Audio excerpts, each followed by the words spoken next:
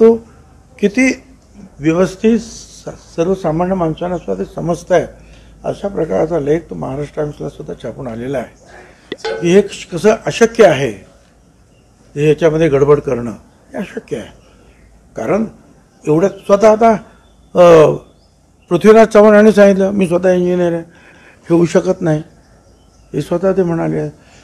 आता वाढ झाली याचा अर्थ तुम्हाला माहिती आहे ना, आपल्या इथं सुद्धा 6 वाजेपर्यंत ही गर्दी असते आतमध्ये आणि मग मुख्य दरवाजा बंद करून घेतात, मग नंबर वाटले जातात आणि मग ते चालूच असतं.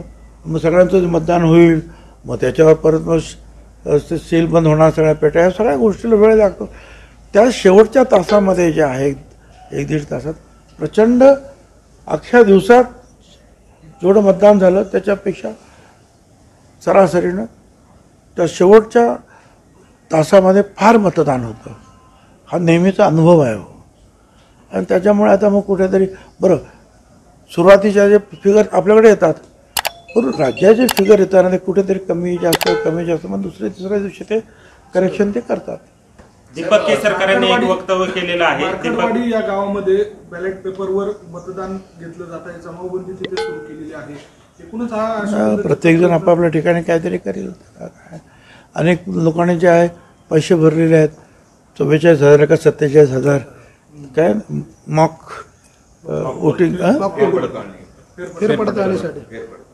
फेरपडताळणी म्हणजे काय होणार त्याच्यात, सगळे परत तपासणार काय होणार? त्याच्यामध्ये जे 5% ईव्हीएम आहे त्याच्यापैकी 5% ते डेटा 45 दिवसानंतर इरेज करून त्या उमेदवाराने जे आक्षेप घेतलाय त्याला दिलं जाईल आणि त्याच्यावर एक मॉक पोलिंग म्हणजे असं जे मला सांगण्यात आलं ते असं की तुम्ही कुठलंही जे आहे ठीक आहे, एखादी पेटी जी आहे ती तुम्ही निवडायची आहे आणि त्याच्यावर तुम्ही जे मतदान करा, काय तुम्ही कमळाला करा, धनुष्यबाण करा, याला करा, त्याला ते व्हीव्हीपॅट वगैरे ते.